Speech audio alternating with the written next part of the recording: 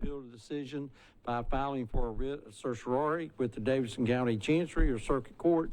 Your appeal must be filed within 60 days of the date of entry of the Commission's decision. We advise that you seek your own independent legal advice to ensure that your appeal is filed in a timely manner and that all procedural requirements have been met. Per the Tennessee Open Meeting Act, Public Chapter number 300, members of the public are invited to provide comments on matters germane to items on the agenda or items under the purview of the Traffic and Parking Commission. So is there anyone here to speak today? Okay. Well, great. And we'll move on to we'll seek for an approval of today's agenda. Is there a motion to approve? We have a first. Is there a second? We have a first and a second.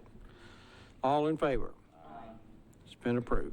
Okay. Approval of the minutes of the August 14th meeting. Has everyone had a chance to review those? Motion to approve August 14th agenda. Okay, we have a motion to approve. Is there a second? Second. We have a second. Any other discussion? All in favor? Aye. The minutes have been approved. Okay. All right. I saw you just came in. Are you here to make any public comment? I'm with NDOT. Okay. Sorry, I didn't don't know everyone. All right. No public comments. Regular item. The first item is 6.1, which is in Council District 19, a revocation of an existing valet lane for Del Frisco Grill on 12th Avenue South at 1201 Demonbreun Street, requested by Trinity Parking, LLC.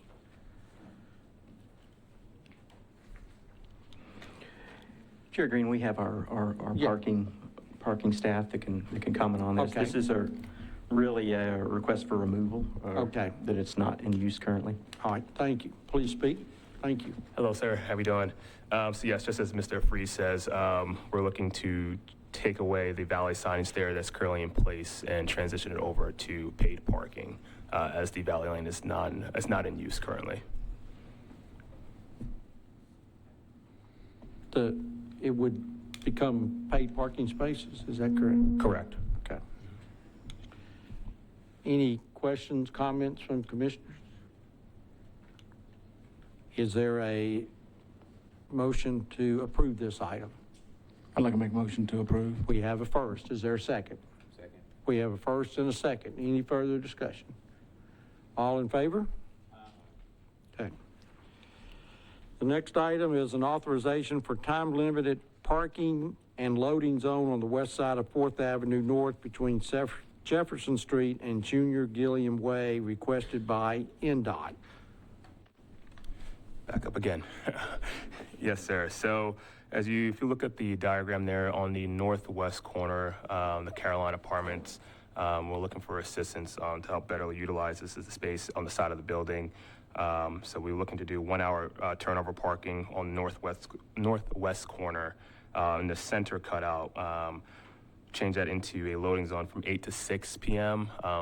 Being that they're using that for loading in and out for new residential move-ins. And then on the southwest corner, have it for 2 hour time parking to turn over the spaces for the restaurants in the local area.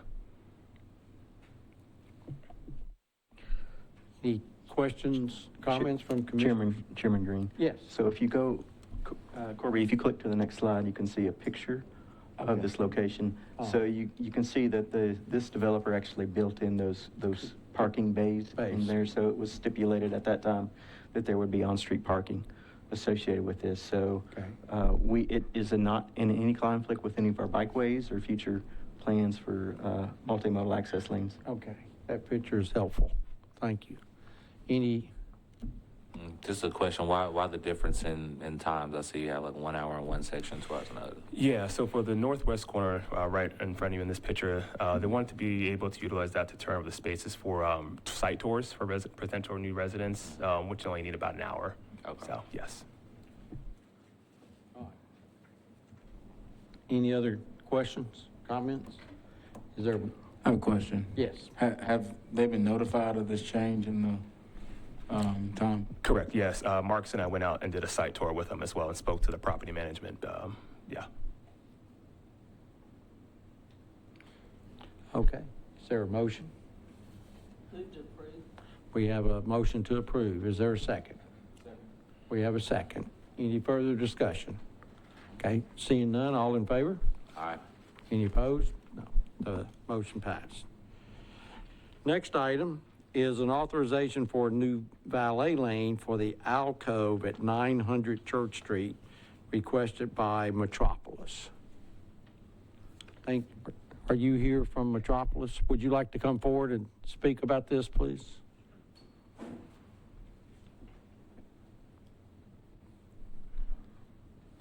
And state your name for the record, please. Yeah, my name is Eric Schwartz, Director of Valet for Metropolis. This is a valet lane for the newly built Alcove apartment complex located right off of Church on YMCA Way. Currently, it is a valet-only operation for the apartment complex, and we utilize the parking deck that's across the street on Church.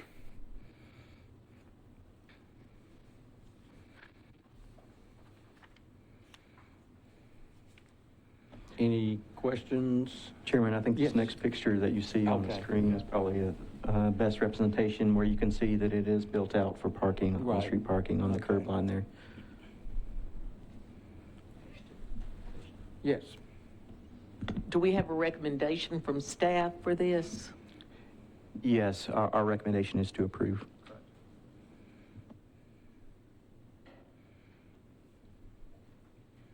Any other? I got Yes. a question. So, as you can see in that picture to the left, and I drive through here, it's pretty congested in through there. It is. Especially in making that left turn on the church from YMCA Way. And I guess that's been a thought process on how we're managing the stacking of cars in the event of, check-in times, check-out times, how that affects that.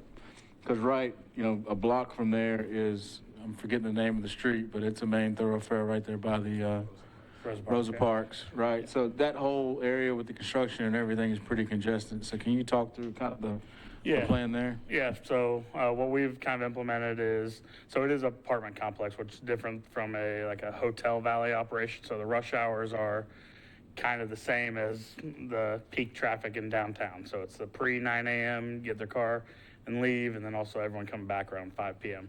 So during those hours, from 6 a.m. to 9 a.m., and from 4 p.m. to 6:30 p.m., we've stopped allowing customers or residents to request their vehicle ahead of time. So it's either they're down there, ready to get in their car and leave, to eliminate the stacking of those vehicles as much as possible. And once the construction, both on YMCA Way as well as across from the street, reduces and gets a little bit better, the traffic flow is going to get greatly improved. Ultimately, the plan is for the 801 Church, the parking deck where we're currently valeting out of. Once that is fully complete, that will become allow for residents to self-park. So the valet volume at that section will continue to go down once that's fully approved. So. Gotcha. And now, is this apartment complex, is Airbnb allowed? No. Okay.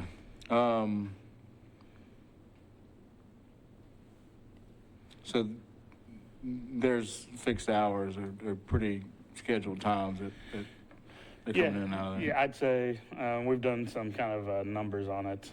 We do about 75% of our movements in between those hours. At 6 a.m. to 9, 4 p.m. to 7, and then from there it's just like any of us going to and from our house. So. And is this valet just for residents only, or do you all do public? It is residents only, and then like visitor or people coming to tour apartment complexes.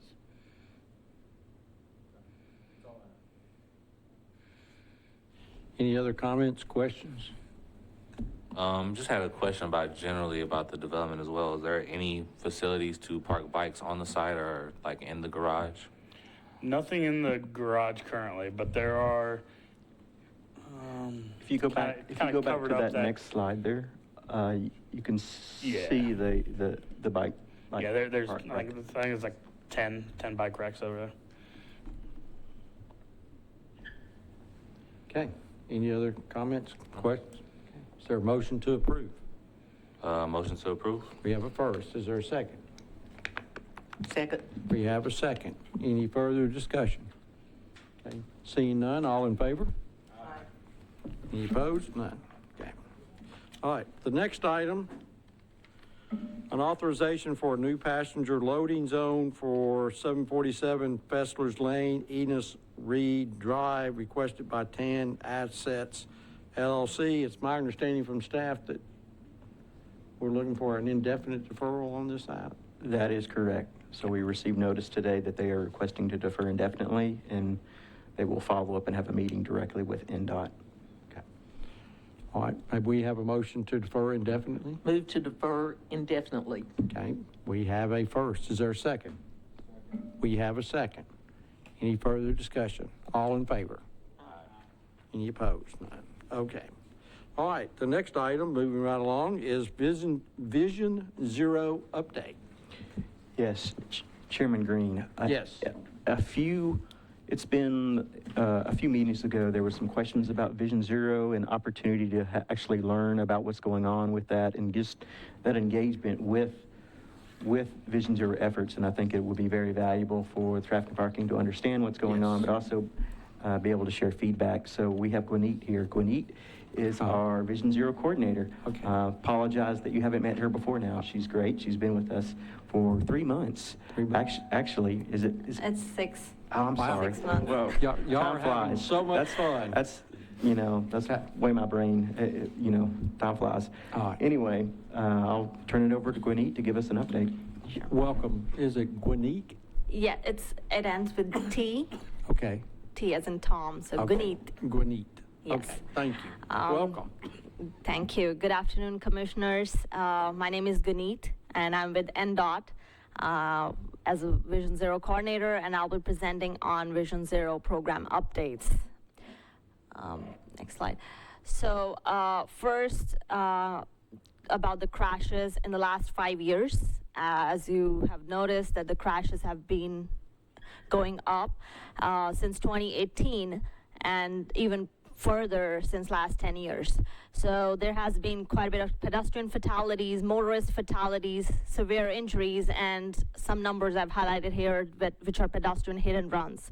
That has been on a rise. And when we plotted these numbers, about 6% of our streets account for about 59% of the total crashes, which are fatal and serious injury.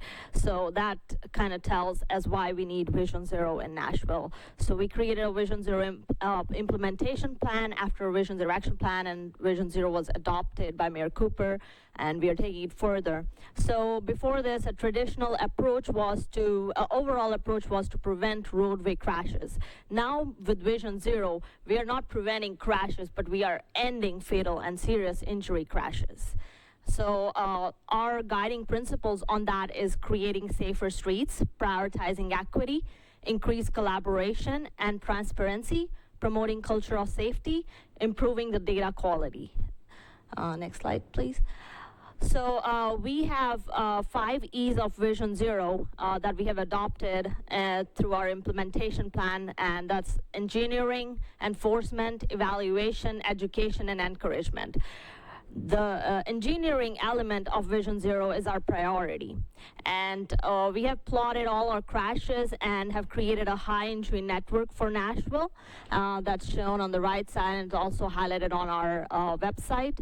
NDOT has adopted Safe Systems approach, which is basically an approach to end the roadway fatalities and serious injuries. The approach has 5 elements to it: safe road users, safe vehicles, safe speeds, safe roads, and post-crash care. And these are all the elements that we work on and allocate funding as a priority for all our projects. Next slide. And for helping us make decisions, we wanted to engage the community, and for that we have a Vision Zero Advisory Committee, which is comprised of residents of Davidson County.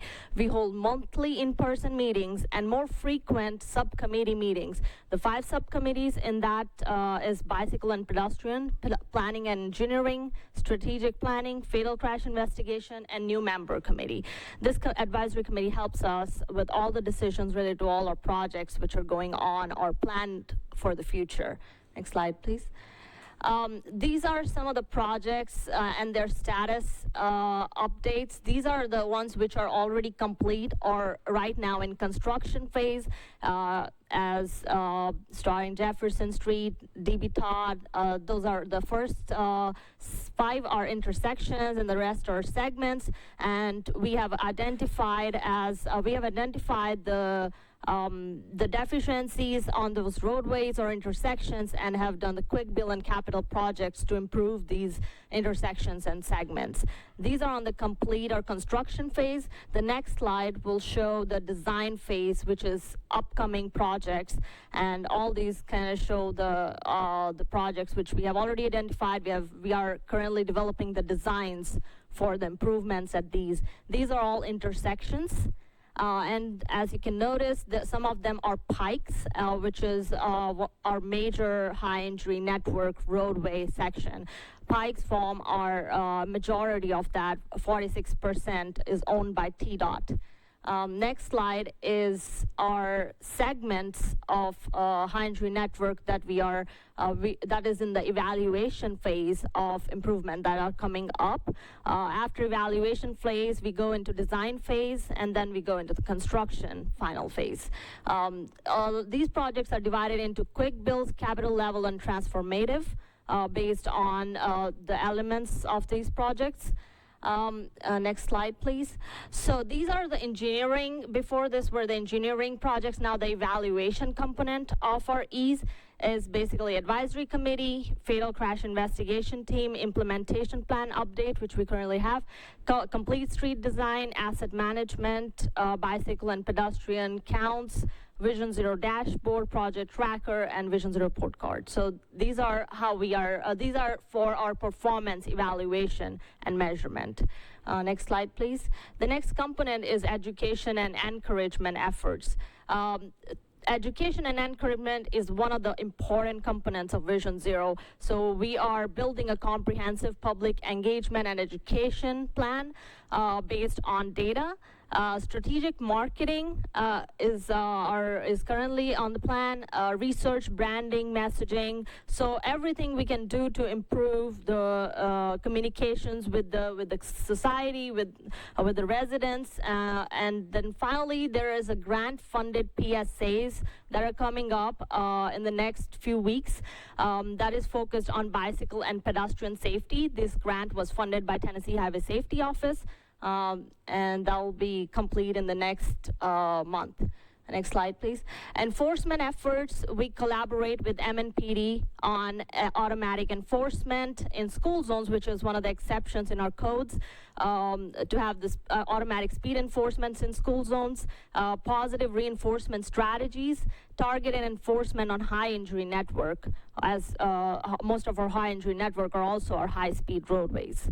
And additional Vision Zero priority efforts are focused on some of the other programs and studies, like leading pedestrian intervals. These signal timing gives the pedestrians an opportunity to cross road 3 to 7 seconds before the vehicles are given green, so that the vehicles are able to see the pedestrian that is crossing. Transit stop improvements, we collaborate with WeGo, and they have prepared improvement priority list, which is a collaboration with high injury network, high ridership, level of need and difficulty.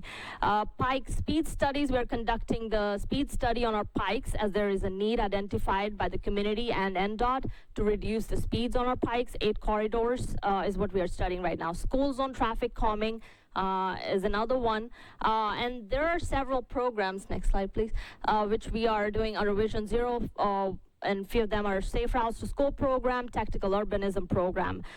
These are under development, and we have also applied for Safe Streets for All grant on Nollsville Pike and for preemption on Gallatin Pike. So these kind of give a little insight into our Vision Zero updates right now. And if you all have any questions.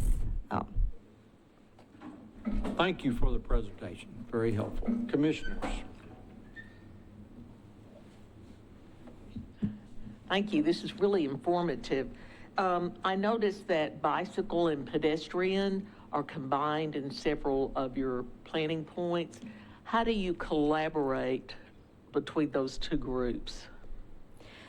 Yes, so we have bicycle and pedestrians we combine under vulnerable road users, and our bicycle and pedestrian manager, she manages a lot of our bikeway and pedestrian projects, and we combine those two into the vulnerable road users. So things that apply to bicycles also apply to pedestrians. And we have noticed, because of the low exposure of pedestrians on the roadways, the numbers do not show the full picture, because the bicyclists are scared of using some of the roadways, and similar to the pedestrians that are scared of using those roadways. So we kind of group them together. And also our Vision Zero Advisory Committee is very helpful on informing some of the decisions, because most of them are those who walk, bike, or take transit. So that they help us through those decisions. Are those volunteer people? Is the advisory committee volunteer citizens, or? Yes, Okay. the advisory committee are volunteers, and they submitted applications, showed their interest to be part of the committee. And initially we chose through those applications based on several criteria. And now the advisory committee is responsible for the new members that are being invited into the committee. Thank you. I would add, Commissioner, so we are in collaboration with Walk Bike Nashville frequently, reaching the bike community, and Walk Bike Nashville is an advocate for pedestrians and cyclists in Nashville, Davidson County. We also are working with other supporters like Civic Design Center as well, who are really focused on complete streets and how you integrate in and protect the vulnerable road users into our system. So that's a big part of our encouragement, education efforts as we work with those groups. Yes, and I wanted to, disclosure, I do work with Walk Bike Nashville, and I wanted to, just thank NDOT for this initiative, and it's bearing fruit. But when we think of the spate of deaths over the past couple of weeks, thinking of, Alyssa Milligan, there was a 66-year-old man killed on Murfreesboro Pike. There's a 52-year-old man killed on Lebanon Pike. We're seeing a theme of these state roads. And so what I would like to ask is, as part of our Vision Zero, efforts, what are we doing to get TDOT to the table to be a part of this initiative? That's a great question. So we are actively collaborating with TDOT. We actually meet with them at least a quarter. We have a quarter leadership meeting where we talk about different ongoing topics, but also in addition, we meet at the region level. So their Region 3 headquarters and their region director about these going on. TDOT has what they call their public safety road audits that they're doing, their initiative, their PSRI initiative that we have really are excited about. They've been doing that for the last couple of years, and they're doing that along their network where they look at along the higher engine network and along these intersections where they're having the most risk. So looking at those, and they take the safe systems approach, that what Gwinnett mentioned as well. They identify opportunities for projects. We see our partnership on these as they're going to support a project, but how can we leverage that to get a little bit further in certain areas on those projects? How can we provide additional funding? How can we look at LPI, leading pedestrian intervals at that? Because the state may maintain and own from curb line to curb line, but we have operation and maintenance responsibilities for the traffic signals. The state doesn't own or operate any traffic signals. So it's really an active partnership that we do. I mean, for example, we had the tactical urbanism pilot that we did on Dickerson Road not too long ago, where we had them engaged and they signed off on our installation there. So, but it is an active and growing partnership. I would just like to add that we collaborate with them on multiple levels.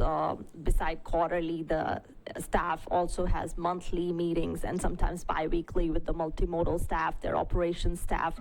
Also, they supported our Safe Streets for All grant. We got the TDOT support, the governor's support for that grant, and we are waiting on the decision from the federal for the grant application we submitted.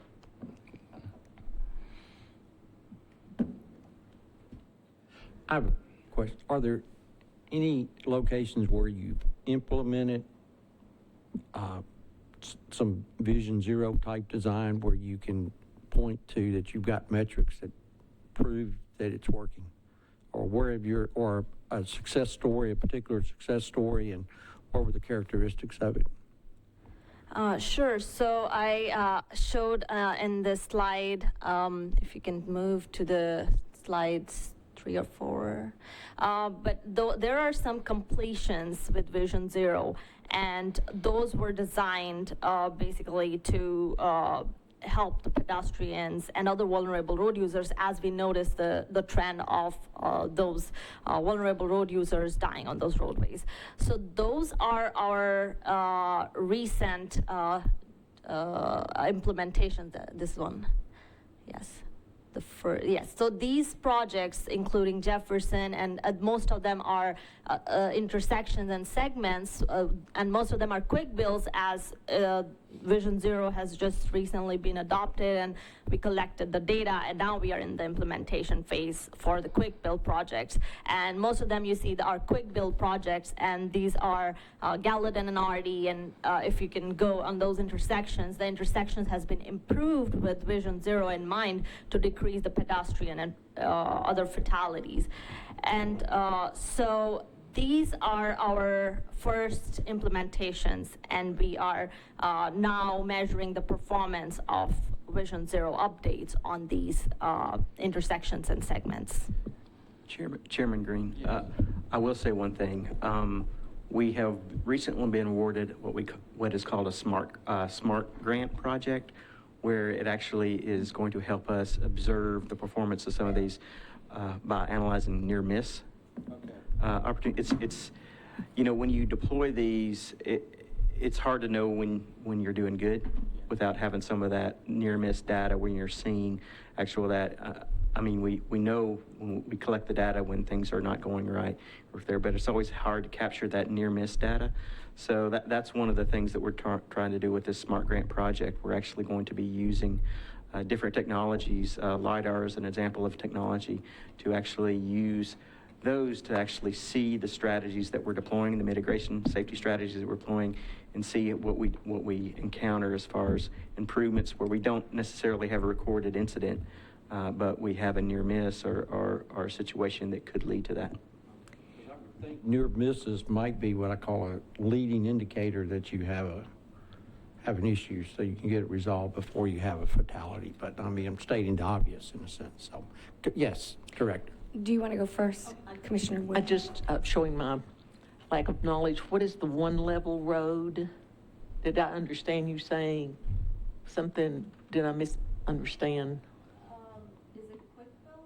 No, I didn't know it was one lane. I was just Well, we have confused. the high entry network, and there's 2 tiers to it. So tier 1 is where we see the most severity, and tier 2 is where you have less severities that happen.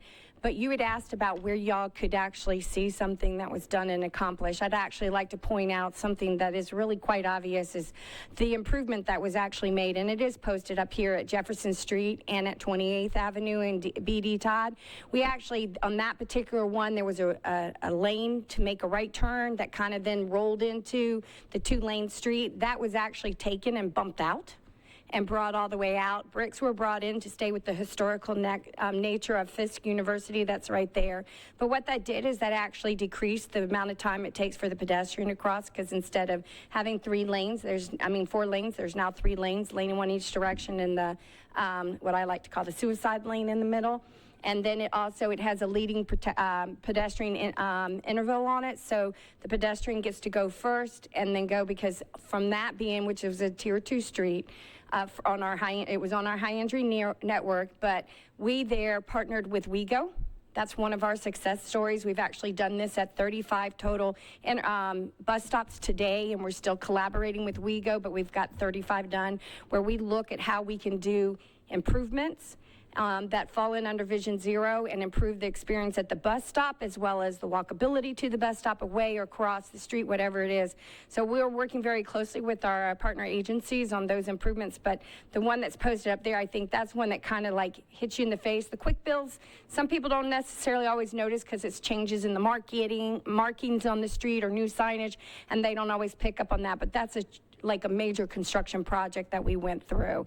And so that's been a really great success story, because we had, before that we were actually having people getting hit, maybe not seriously injured, but hurt and hit, and we wanted to reduce that. And since we've done this, we've actually seen a complete decrease in the number of crashes that are occurring. We've had crashes, but nobody that's been hurt, like a pedestrian or a bicyclist. So that's where some real good improvement and performance measures have come into play. Sorry, I didn't mean to jump in, Ganeet, but that one is like my favorite intersection of all time, because we did so many great things at that intersection, and it looks so great because we made it also fit in with the character of the community as well as the university. So that to me is just a great success story. Just kind of speaking to the design parameters you go through, like I have reason to be over on 31st Avenue North near West End quite frequently, and that was a high-speed section as you head towards the connector and the bridge. So I noticed that's on this list, and you've done some things, create islands. It looks like there's going to be a crosswalk. So kind of speak to the engineering, not without getting detailed, what's kind of the design that you're trying to do, and what's the goal from what you've observed to what you're trying to get to on a street like that? Sure. So when we start, we first evaluate whenever we notice that there are several fatalities and serious injuries. First of all, we go deep into those data and see why they are occurring, the reasoning behind that. If, for example, if the data shows that all of our pedestrian or bicyclist fatalities and serious injuries are in the nighttime, then we look at that side of things, that whether it's a lighting issue or whether it's something else, it's a design issue. So first of all, we evaluate the deficiencies of the infrastructure. Then after that, our engineers go into the design phase of it, where we evaluate several design options that can be used to decrease the crosswalk, decrease the crossing distance, reduce the speeds, create a median for a refuge island for the pedestrians. It depends on the type of fatalities and serious injuries that have been happening. Several times we put bollards in the center to create that quick build, because it becomes a capital project if we go into the concrete work of it. So that's how we determine if we can do quick builds and then take it to the capital or transformative level in the future. So that is how we come up with several design options, and then we also engage the community at those points and show those options, and also an internal coordination. After all that, the design goes into the design 30, 60, 90, and then complete design. So finally, we come up with a design which is suitable for that site or location. I had another question. Well, I had 2 questions. So I saw in the slide that there was a Pike speed study. When should we expect the results of that study? So the Pike Speed Study has just been approved to move forward. The timeline has not been decided yet. However, we would be soon coordinating with the community on that, and we'll let y'all know. And then my other question was around the tactical urbanism. I'm pretty familiar with the guide, but I know there have been a lot of people who have few folks have come up and said, where do we apply exactly? So that was was another question I had.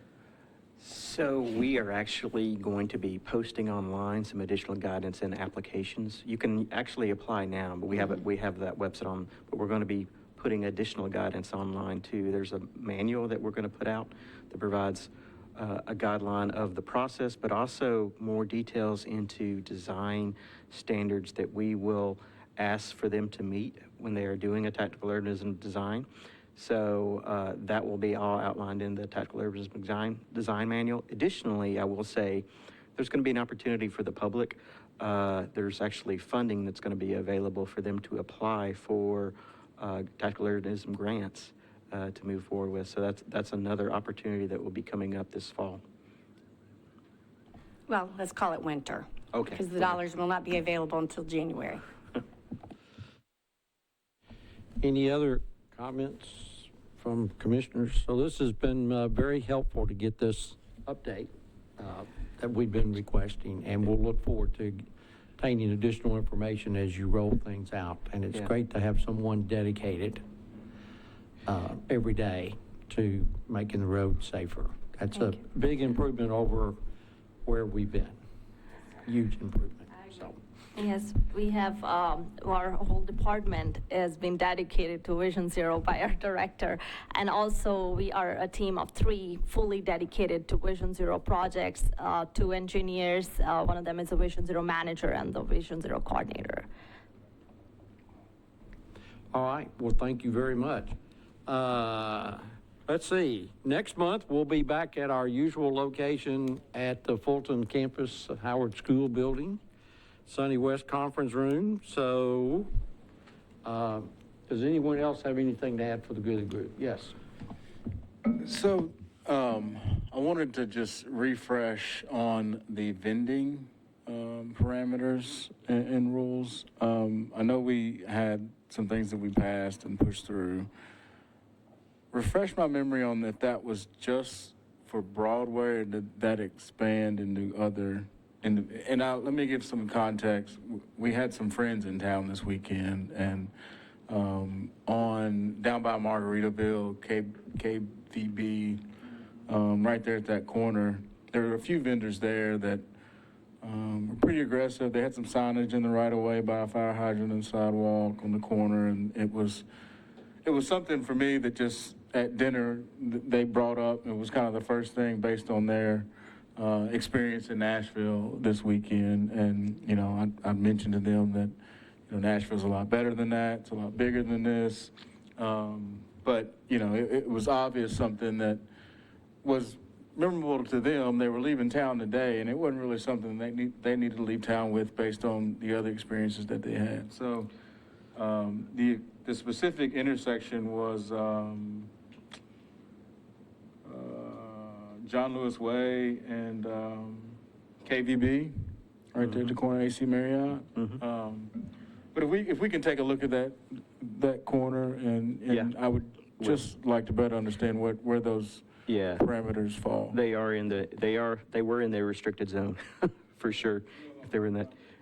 Yeah, well, no, I know the location that you're talking about. Okay. I didn't hear What were they particular. selling, if I may ask, Commissioner Mason? I would rather just share the photo with you all after this. Okay. And Please. show you what was sent to me.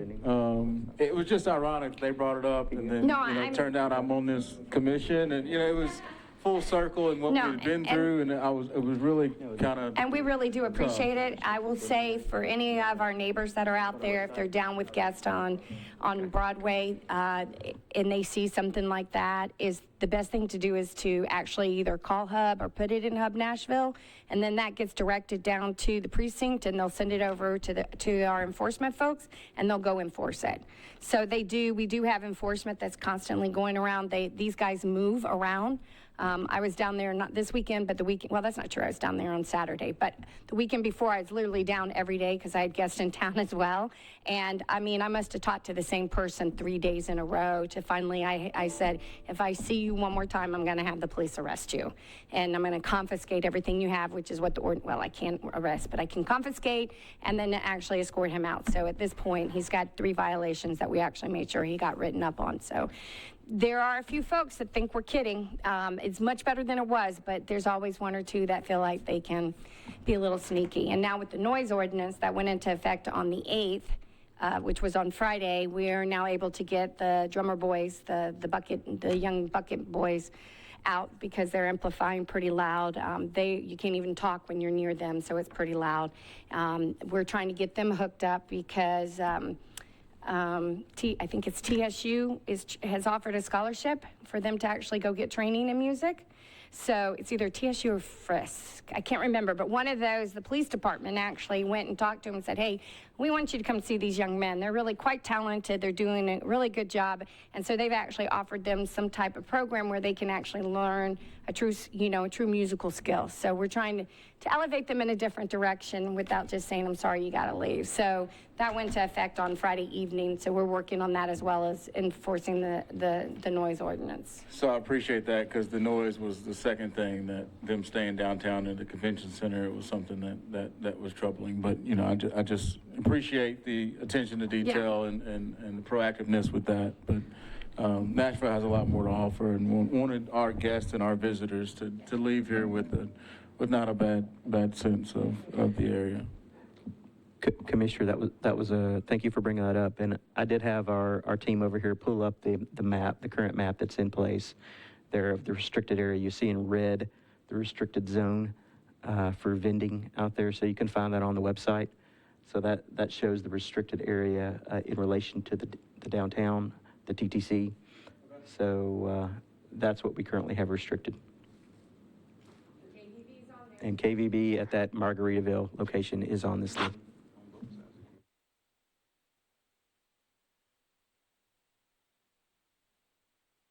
If they were on the corner of KBB, even across the street, they're still within the red zone. If they went up to the next block, they would not.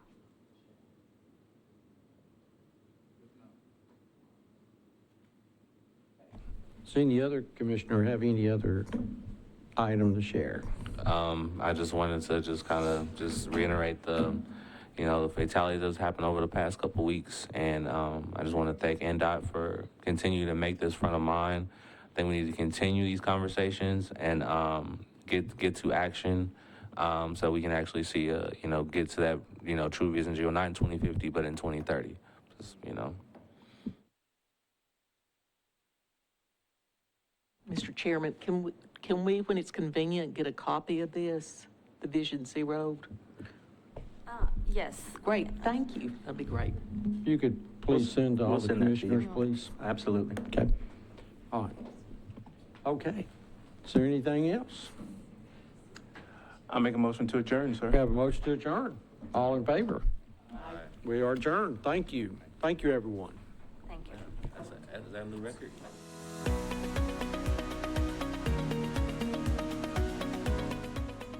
This has been a service of the Metro Nashville Network. If you would like to see this presentation again, or for more information on this and other programs, visit nashville.gov.